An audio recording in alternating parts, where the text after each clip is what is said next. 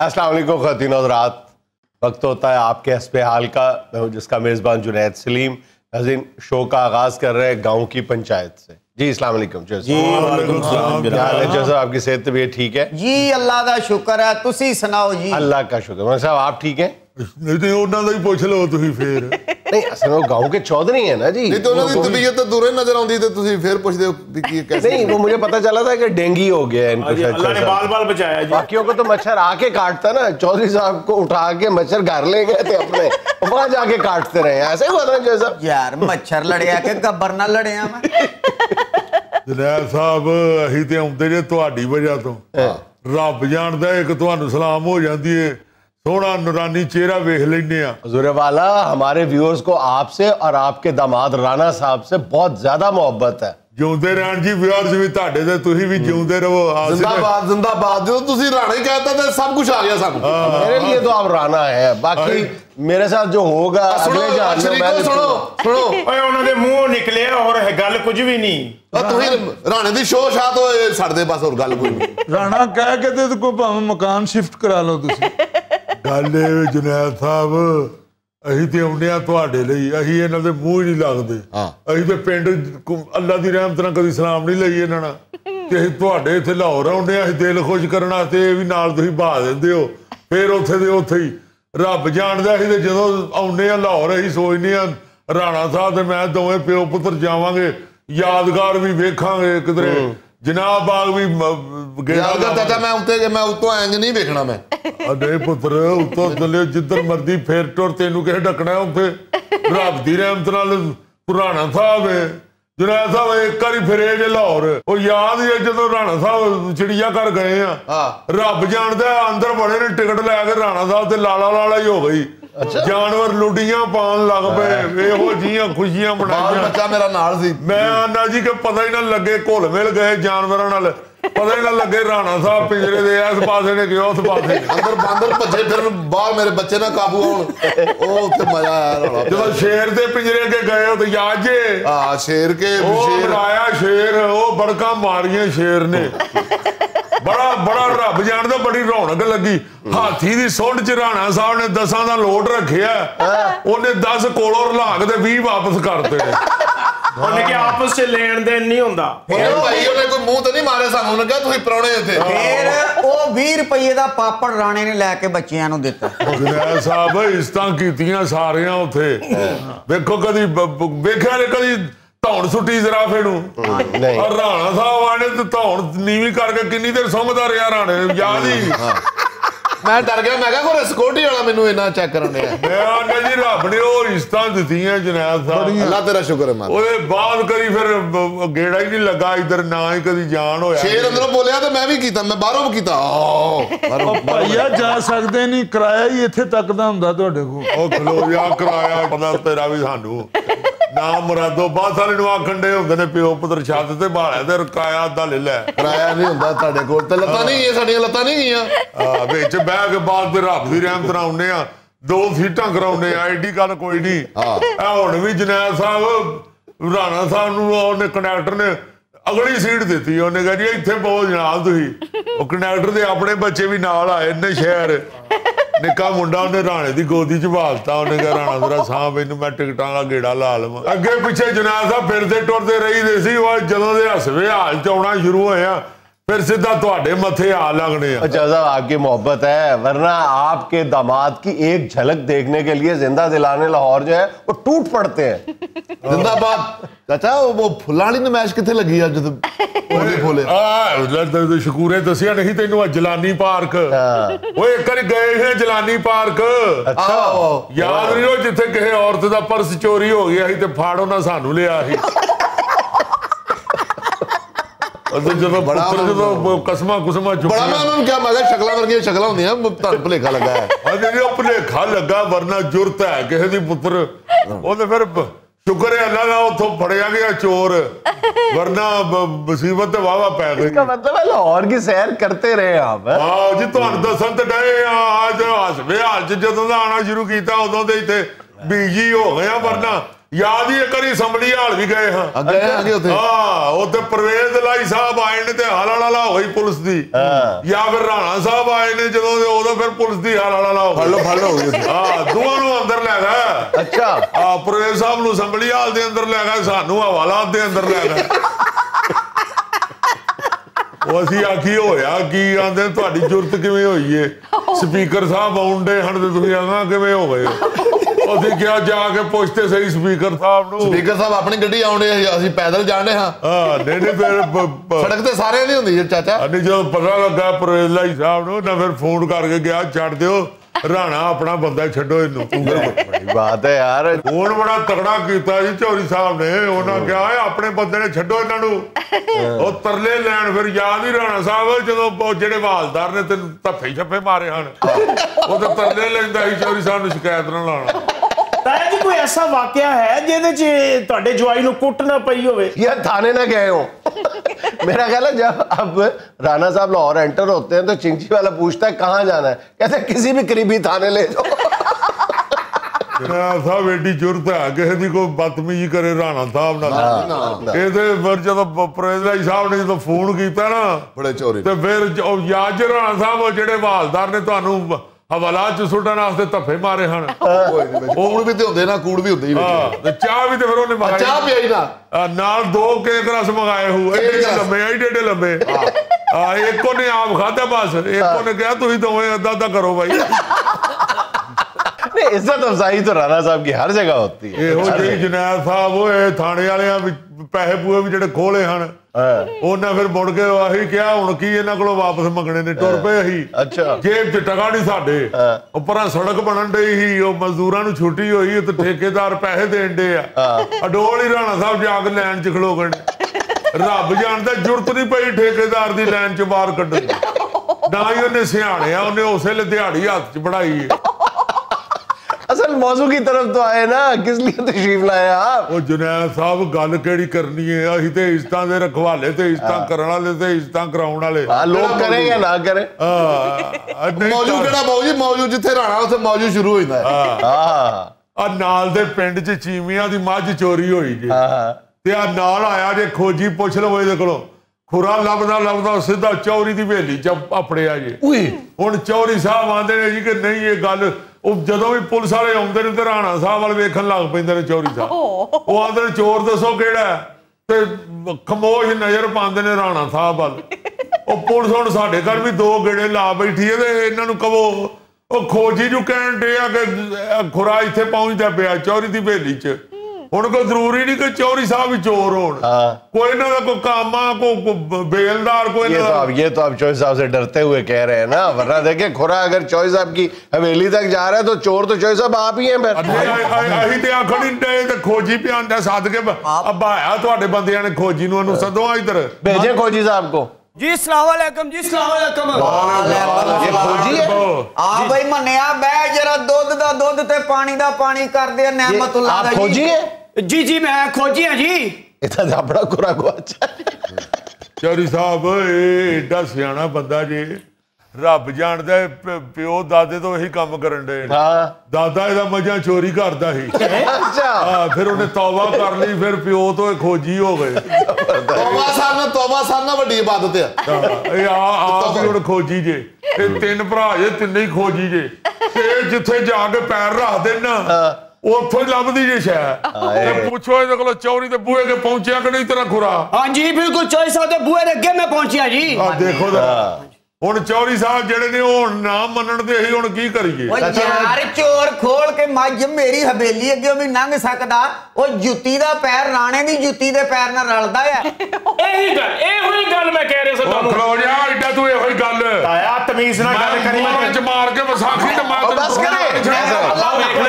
ਭਾਈਆ ਤੇਰੇ ਦਿਲ ਨੂੰ ਹੱਥ ਨਹੀਂ ਪੈਂਦਾ ਜਦੋਂ ਤੂੰ ਔਲਾਦ ਦੇ ਉੱਤੇ ਹੱਥ ਚੁੱਕਣਾ ਉਹ ਜਦੋਂ ਫੈਰ ਮਾਰਾਂਗਾ ਉਦੋਂ ਹੱਥ ਪਏਗਾ ਦਿਲ ਨੂੰ ਹਲੇ ਤਾਂ ਨਹੀਂ ਪੈਣ ਦੇ ਆ ओ यार लाद नु नहीं बनदा कि ओदा ताया है ओदी इज्जत करे परे आ पंचायत च बैठे आ ਪਤਾ ਕੀ ਦੇਖੋ ਮੇਰੀ ਗੱਲ ਸੁਣੋ ਇਹਨਾਂ ਨੇ ਲੜਨਾ ਧਿਆਨ ਨਾਲ ਚਾਚਾ ਮੈਂ ਤੇ ਤੈਨੂੰ ਪਤਾ ਦੂਸਰੇ ਕੋ ਸੁਣਦਾ ਹੀ ਭੱਜ ਜਾਣਾ ਹੁੰਦਾ ਨਹੀਂ ਪੁੱਤਰ ਤੇ ਮੈਂ ਕਿਹੜਾ ਉੱਥੇ ਖਲੋ ਰਹਿਣਾ ਗੱਲ ਕਿਹੜੀ ਕਰਨ ਡੇ ਆ ਤੂੰ ਗੱਲ ਇਹ ਵੇ ਜਨਾਬ ਸਾਹਿਬ ਇਹ ਹੁਣ ਤੁਸੀਂ ਪੈਰ ਦੀ ਪਮੈਸ਼ ਕਰਨ ਲੱਗ ਪਓ ਤੇ ਵੱਖਰੀ ਗੱਲ ਏ ਅਸੀਂ ਜੋ ਆਖਣ ਡਏ ਆ जिथों मझ चोरी हुई है उथों सीधा खुरा नपदा आया जे सीधा चौरी दी हवेली दे। जैसा बताया ना खोजी की आपसे कोई दुश्मनी तो नहीं है ना, तो फिर मन्ने नूं पुछ लवो कि जेड़ी जुत्ती दा निशान चोर दा है, साडे खानदान च अड्डी वाली जुत्ती पांदा ही कोई नहीं, वो पांदा है राणा।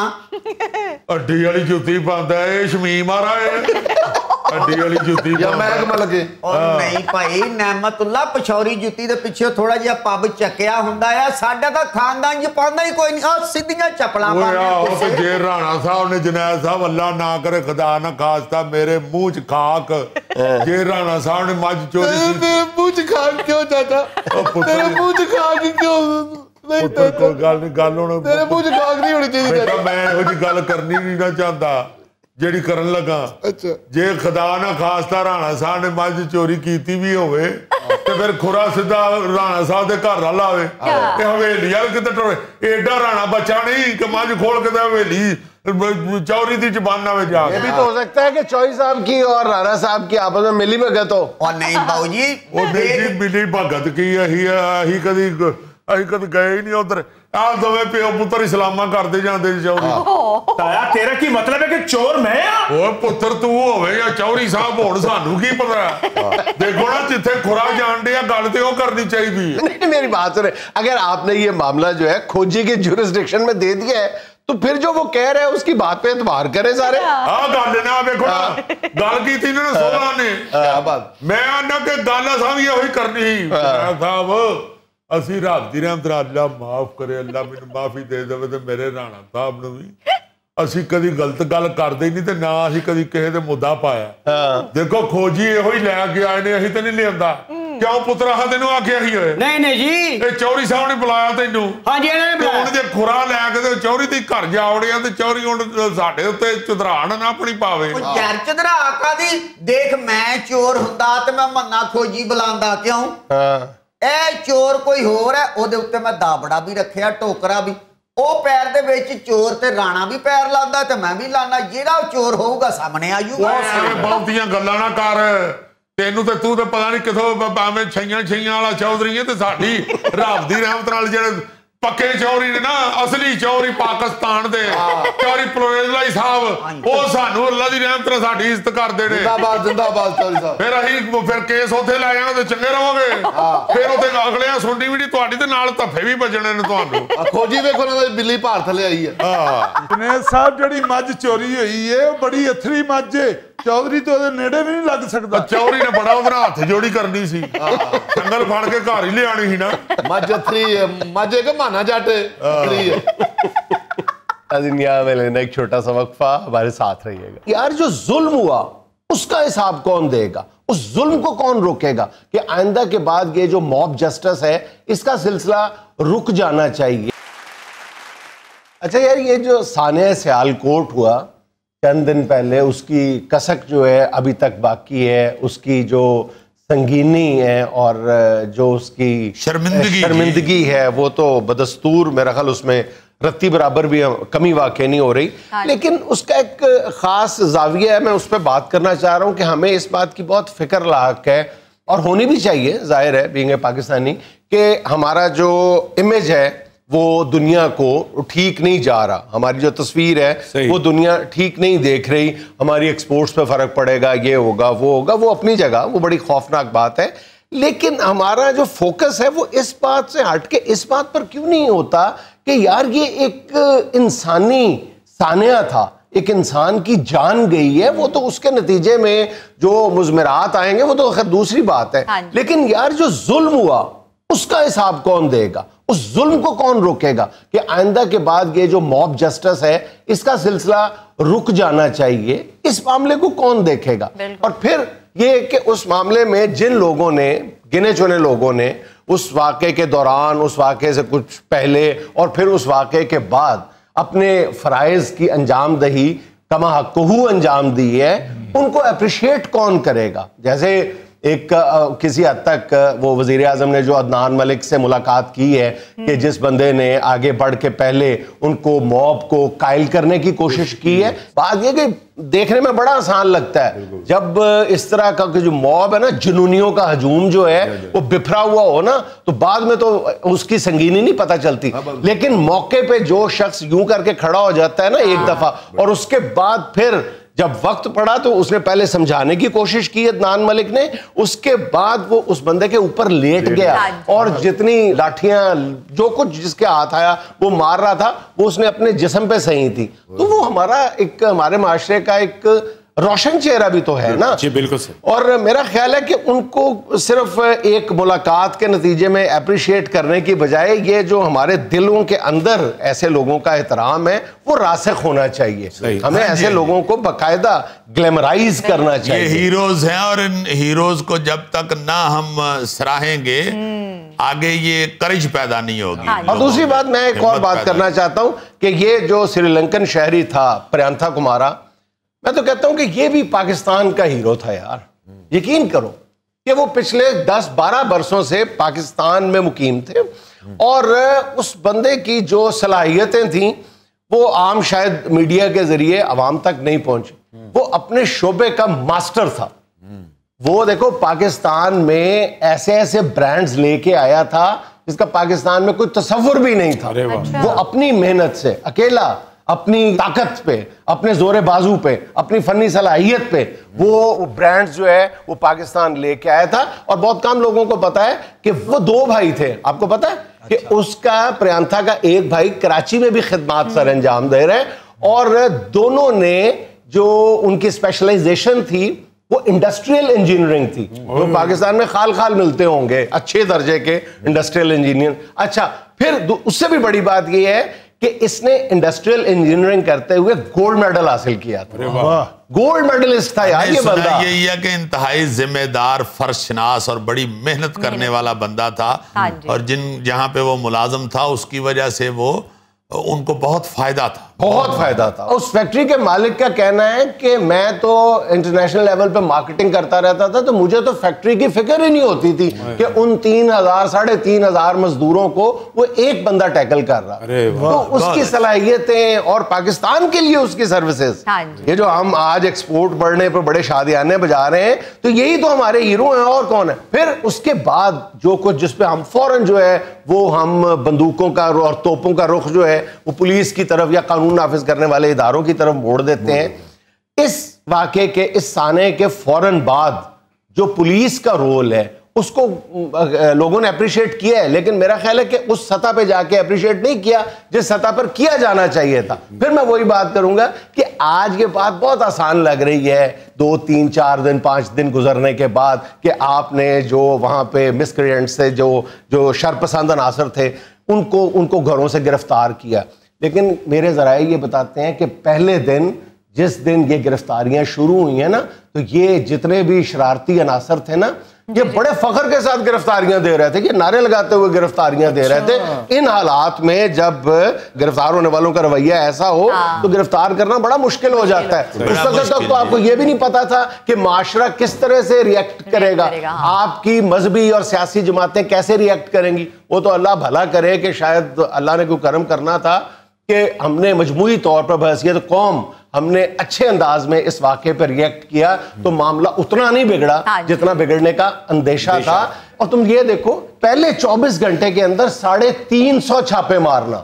हाँ जी, हाँ जी, हाँ जी। पहले 24 घंटों में उन्होंने को 100 रेड किया है, उसके बाद अभी तक वो 350 से ज्यादा रेड करते हैं। और इतना सख्त एक्शन किया है पुलिस ने और इतना फौरी एक्शन हुआ है कि हैरान कुन बात है कि इंडियन मीडिया ने भी अप्रिशिएट किया है। देखो फिर पुलिस की कारकर्दगी को, सियालकोट की पुलिस कारकर्दगी को वहां पे भी एक्नॉलेज किया गया है। श्रीलंका के प्रेसिडेंट ने एक्नॉलेज किया है। जब वजीर आजम ने श्रीलंकन प्रेसिडेंट को फोन किया है माजरत के लिए, माफी तलब करने के लिए, तो शायद मामला इसलिए भी कुछ थोड़ा सा ठंडा पड़ गया कि उन्होंने देखा है कि नहीं यार, एक तो कौम ने रिएक्ट बहुत अच्छा किया, दूसरा कानून नाफिज करने वाले इदारों ने बहुत ऐसे अंदाज में अपनी जिम्मेदारियां निभाई हैं। 118 से ज्यादा लोगों को गिरफ्तार फौरी तौर पे किया गया। मैं फिर वही कह रहा हूं कि पहले दिन जो है बड़ा मुश्किल था, आज हम आपको आसान लग रहा है। आज तो पूरी कौम एक मतलब इनके खिलाफ हुई है ना कि जिन्होंने किया बहुत बड़ा जुल्म किया है, लेकिन चंद घंटे जब गुजरे थे ना उस वक्त तक कुछ समझ नहीं आ रही थी। तो जिन लोगों ने उस वक्त अपने फराइज की अंजाम दिए हैं वो बड़ी बात थी। अच्छा, फिर अब ये देखें कि 24 घंटों में 160 कैमरों की फुटेज को पूरी तरह मॉनिटर करना और वहां से बंदे उठाना, वहां से बंदे पकड़ना, शनाख्त करना, और सबसे बड़ी बात अब अदालतों की जिम्मेदारी है। आज की ताजा तरीन खबर यह है कि 34 लोगों की फुटेज जारी की गई है उनके जराइम के साथ। जो शख्स जो हरकत कर रहा था वो सामने ले आई है पुलिस। वो सियालकोट पुलिस आज उसने जारी कर दी। 34 लोगों के चेहरे, उनकी हरकतें वीडियो पे पकड़ के एक तरह की FIR दर्ज करवा दी गई है। बहुत अच्छी इन्वेस्टिगेशन हुई है और जिन्नों की तरह पुलिस ने काम किया है। अब वाकई बात जो है वो अदालत के सुपुर्द है और अदालत को भी चाहिए कि फौरी तौर पे और सजा दे के अमल दरामद कराए। बिल्कुल सही। ये जो लेट हो जाता है ना जी काम, जिस तरह पहले भी बहुत सारे खौफनाक केस जो हैं उनके मुजरमों को ताहाल कोई नई सजाएं मिल सकी और वो केस चल रहे हैं, कभी कुछ हो जाता है कभी कुछ हो जाता है। ये जिस तरह वकीलों ने देखो कितना अच्छा किरदार किया, वो वकीलों ने यकमुश्त होके कहा है जी कि इनकी तरफ से केस कोई ना लड़े। यही इसी तरह के रिएक्शन सामने आए तो कौम लगती है, सीधी बात है। अच्छा, मेरा ज़हन जो है ना वो चंद साल पीछे चला गया, जहां से देखे ना श्रीलंका क्या कौम हुई है और हमारे साथ उनकी मोहब्बत का अंदाजा आंखें हमें अतिये में वो देते हैं। जब क्रिकेट खेलने कोई नहीं आता वो बेचारे अपनी जान हथेली पे रख के क्रिकेट खेलने के लिए आते हैं, डेंगू से मुकाबला करने के लिए हमें वो मदद फराहम करते हैं। और अब देखो जो उन्होंने कुर्बानी दी है और इस पर उन्होंने कोई ऐसा खुदा न खास्ता हार्श रिएक्शन नहीं दिया। और वही मेरे जहन में आ रहा है कि जब यहाँ पे लाहौर में श्रीलंका की क्रिकेट टीम पे हमला हुआ था तो एक और हीरो भी था, एक बस के ड्राइवर को तो हमने बहुत अप्रिशिएट किया था, लेकिन उसमें एक बंदा जख्मी हुआ था। वो बंदा उस साने से लेकर आज तक वो पाकिस्तान का नाम रोशन किए हुए है, लेकिन बहुत कम पाकिस्तानी उस शख्स से मुतारिफ है। उसका नाम है इंटरनेशनल अंपायर जो है एहसन रजा साहब। जी, एहसन रजा साहब के बड़े वर्ल्ड रिकॉर्ड है। अभी पीछे T20 में वो अलीम डार साहब से एक मैच आगे थे। हाँ, यानी दुनिया में सबसे ज्यादा T20 खिलाने वाले अंपायर थे। और ये वही एहसन रजा साहब थे जिनको उस वाकये में 3 गोलियां लगी थी और उनका एक फेफड़ा आज भी काम नहीं करता।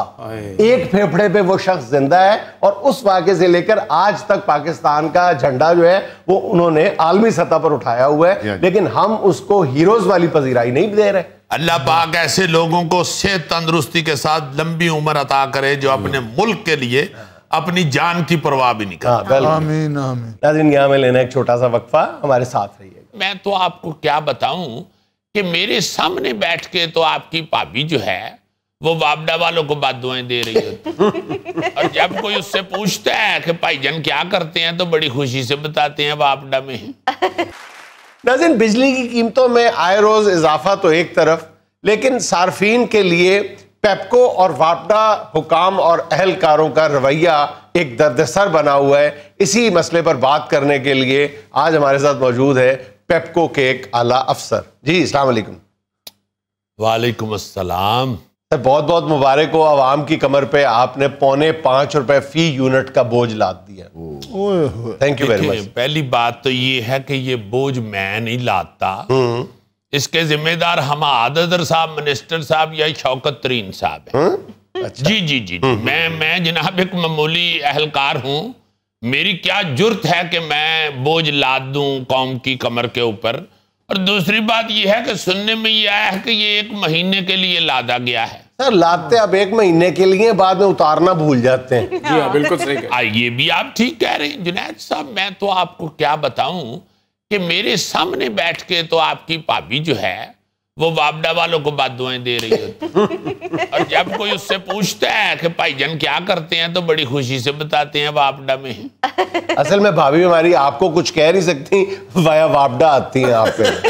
नहीं, मैं तो जुनैद साहब उनका उतना ही ताबेदार हूं जितना आप होते हैं। मैं नहीं बिल्कुल ऐसी जुर्त करता उनके सामने बोलने की, अल्लाह माफ करे, अल्लाह माफ करे। मेरी क्या मजाल है कि मैं उनके सामने सांस भी ऊंचा ले लूं। ये तो जुनैद साहब वापडा वाले करते हैं, मैं उसमें मेरे हिसाब से सर जी बीवी के सामने शेर की तरह रहना चाहिए। अरे बिल्कुल ठीक है, बिल्कुल ज़हन में रखें कि वो बीवी शेर नहीं होती है। नहीं, शेर नहीं होती है। दूसरी बात ये है जुनैद साहब कि ये मैं इसको अच्छी बात भी नहीं समझता। जी जी। हाँ, बीवी किसी बहाने अगर को गाली गलौज कर लेती है या आपको ओए तो सर बात बीवी की नहीं बिजली की हो रही है। बे से बीवी, बे से बिजली दोनों करंट मारती हैं। तो मैं वही कहने लगा हूँ जुनैद साहब कि मैं तो खुद इतना बुरा फंसा हुआ हूँ कि परजाइया आपकी मेरे सामने वापडा की वो गाली गलोच और बेइज्जती करती है। सर आप लोगों को तो बिजली मुफ्त मिलती है, परेशानी तो हम गरीबों के लिए। नहीं, मुफ्त कोई हमें मस्कीन समझ के नहीं देते, हम अहलकार हैं वापडा के, इसलिए हमें मुफ्त बिजली मिलती है। इधर जो आपके प्रोग्राम में रोटी छोटी आती है ब्रेक में, आपको मुफ्त मिलती है ना, मिलती है ना मुफ्त। और माशाल्लाह आप घर एक रोटी खाते हैं, इधर 4 खाते हैं। तो मेरा मतलब है हम भी वापडा में मुलाजिम हैं, अगर हमें 4 यूनिट मुफ्त मिल जाते हैं तो उस पर बहस करने वाली कौन सी बात। नहीं सर, फिर अब 4 यूनिट ही ना इस्तेमाल करते, फिर हलवाई की दुकान पे नाना जी की फातिहा। शाबाश, नाना जी भी पाले जी बेचे।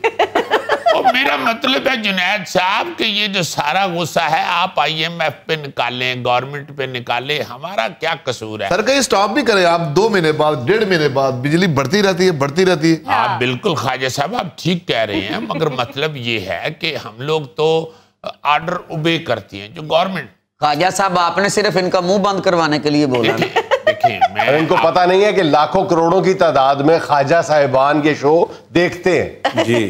अब मेरे हिसाब से वैसे ख्वाजा थोड़े से रंग साफ साफ होता है वैसे।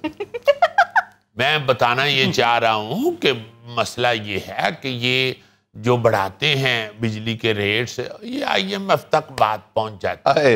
ये आप और मैं इसमें बोल के क्या कर सकते। सर फिर IMF वालों को ये भी बोले ना कि गरीब की तनख्वाह बढ़ाए, वो कहां से बिल जमा करवाए, कहां से राशन ले। तो पुत्र मैं IMF से कैसे बोलूं, मेरा तो अमेरिका का वीजा ही नहीं लगन दे।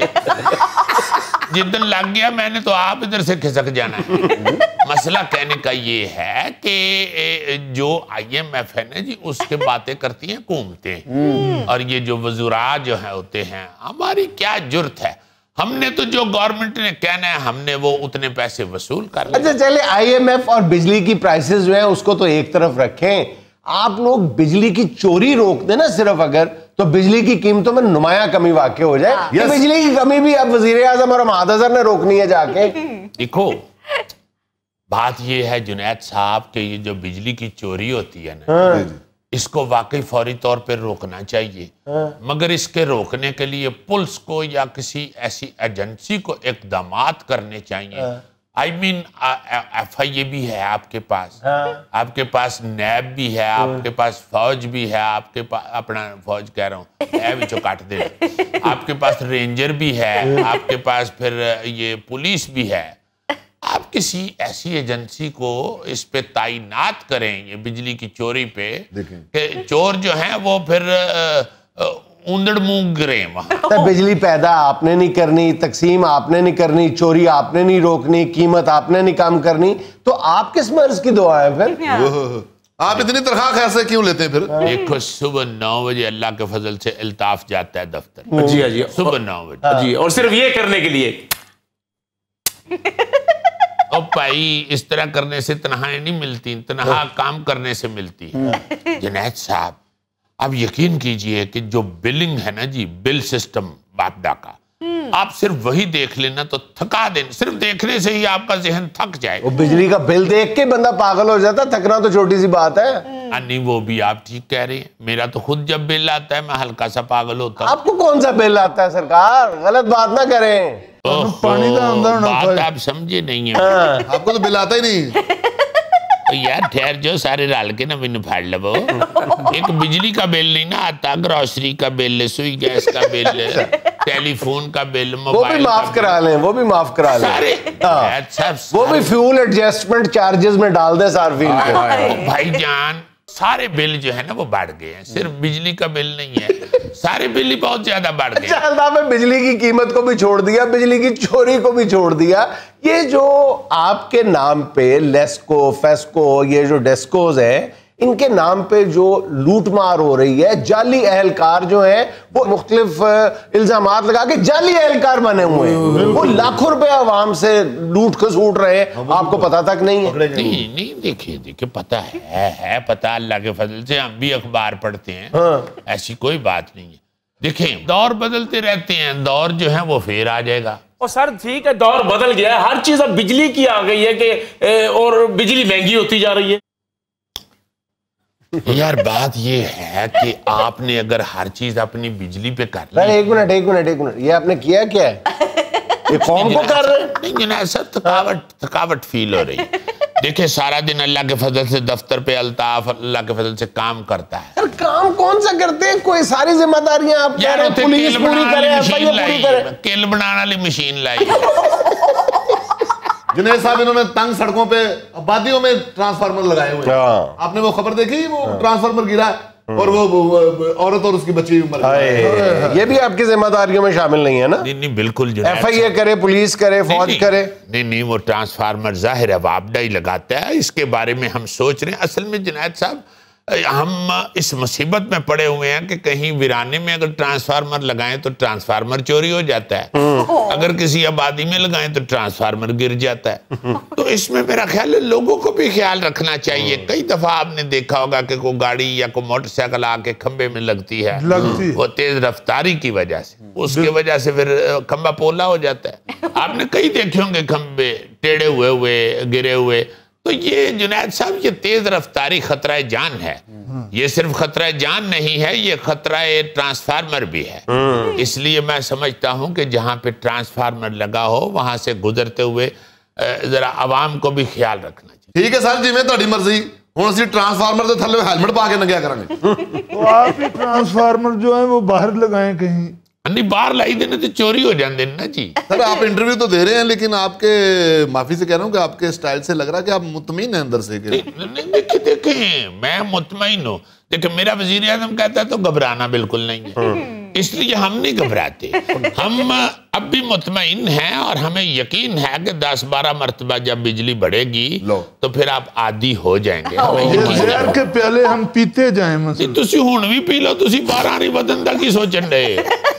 सुकरात बन रहा है, सुकरात। तुसी अगर घर अपने अपना जहर दा प्याला पी लवो तो ताडे घर वाले नु बिजली दा बिल फिर महसूस नहीं होएगा। अरे ये सुकरात है और इसको जहर का प्याला नहीं चाहिए, जहर का तालाब चाहिए। अगर फिर बिजली महंगी करा लो। नाज़रीन यहाँ में लेना एक छोटा सा वक्फा, हमारे साथ रहिए। वो कितनी दूर से पत्थर उठा के लाया था, मैं सर को पेश ना करता तो और क्या करता। मैं अपना सर पेश ना करता तो क्या करता। वो सर जी मजदूर ने तो पत्थर चुकने दे पैसे लेने सी, इन्होंने अभी सिर पवा दिया।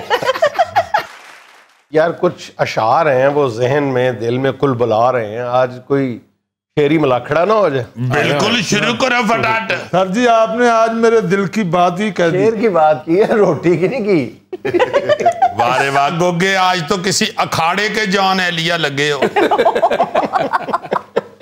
भाईजान पहला शेर सुने। फिर उनकी गली से गुजरेगा, फिर सहव का सजदा कर लेगा। फिर उनकी गली से गुजरेगा, फिर सहव का सजदा कर लेगा। हर रोज मुसलमान होता है, इस दिल पे भरोसा कौन करे। क्या कहने। फिर उनकी गली से गुजरे तो फिर पैंचा फट भी सकता है। माना के दरे जाना का है, कुत्ते का भरोसा का। क्या बात, कुत्ती शायरी पे पाबंदी है। नहीं यार हद हो गई है तुम्हारे वाली, बीच में फिट हो रहा था मैंने कर दिया। फिर उनकी गली से गुजरे तो फिर पैंचा फट भी सकता है। माना के दरे जाना का है, कुत्ते का भरोसा कौन करे। शेर बहुत अच्छा है वैसे। वो कितनी दूर से पत्थर उठा के लाया था, वो कितनी दूर से पत्थर उठा के लाया था, मैं सर को पेश ना करता तो और क्या करता। मैं अपना सर पेश ना करता तो क्या करता। वो सर जी मजदूर ने तो पत्थर चुकने दे पैसे लेने सी, इन्होंने अभी सिर पवा दिया। शेर अर्ज किया है जी, मेरे तमाम ही साले थे भारी भरकम से, मैं अहलिया से ना डरता तो और क्या। आगे सुनो जरा जुनैद सलीम क्या कहता है। मैं अहलिया से ना डरता तो और क्या करता। अजीजी इंटरनेशनल शेर नहीं है, तो डोमेस्टिक शेर है। ये जो हम है ना एहसास में जलते हुए लोग, ये जो हम है ना एहसास में जलते हुए लोग, हम जमीन ज़ाद ना होते तो सितारे होते। आप लोग सितारे होते, मैं चांदी होता। ये तो है। काश कुछ लोग सियासत में जो घुस आए हैं, काश कुछ लोग सियासत में जो घुस आए हैं, जल्दी जल्दी कभी अल्लाह को प्यारे हो। क्या कहने। आहा, लजी जुल्फी के लिए भी एक शेर है। देखते साथ ही फौरन ये ख्याल आया है, आप इंसान ना होते तो चुहारे होते। क्या बात है। एक पंजाबी का शेर जी, एहो मिट्टी जन्नत दोजख, एहो मिट्टी जन्नत दोजख ते एहो मिट्टी अग, ऐसे मिट्टी दे कुतुब कलंदर, ऐसे मिट्टी दे ठग। क्या कहने, धड़ धड़ धड़के दिल मेरा ते फड़ फड़ फड़ के रग। तड़ तड़ तड़के दिल मेरा ते फड़ फड़ फड़ के रग, शू करके ना बोतल किधरे पेंट ते जावे वग।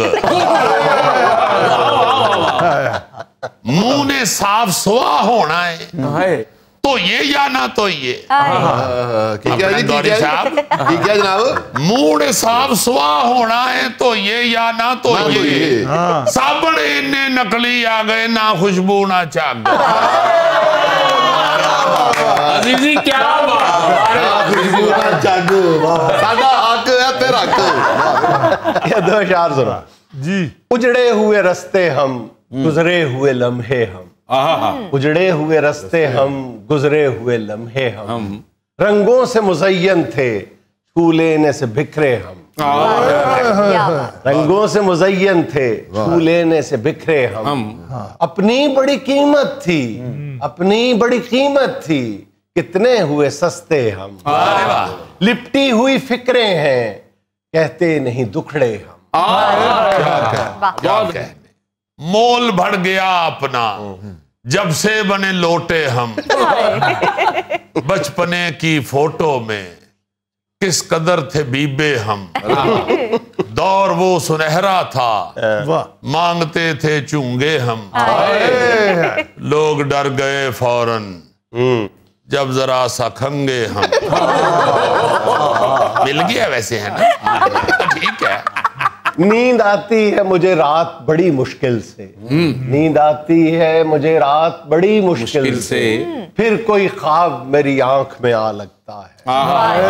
कब तलक लौट के आओगे बिछड़ने वालों, कब तलक लौट के आओगे बिछड़ने वालों, खाली रास्ते पे खड़ा शख्स बुरा लगता है। खाली रास्ते पे खड़ा शख्स बुरा लगता है। क्या कहने, जो बहू फोन पे घंटों करे माँ से बातें, जो बहू फोन पे घंटों करे माँ से बातें, उसको ससुराल में हर शख्स बुरा लगता है। जो बहू फोन पे घंटों करे माँ से बातें, उसको ससुराल में हर शख्स बुरा लगता है। भाभी को इस डर से ये बैलेंस नहीं डलवा के देता। जिस कदर धूम से खर्चा है किया शादी पे, सर पे कर्जों का नया बोझ चढ़ा लगता है। जिसकी चवलों को भी इग्नोर करूं महफिल में, मेरे मत्थे वही एक शख्स फिरा लगता है। बहुत अच्छे, वाह वाह वाह वाह वाह। नाज़रीन, ये था आज का हस्बे हाल और आज की छोटी सी बात ये कि जब हम अपने आप को समझ लेते हैं तो फिर दूसरे क्या समझते हैं इससे कोई फर्क नहीं पड़ता। खुश रहें, खुश रखें। आपसे मुलाकात होगी इंशाल्लाह कल। अल्लाह।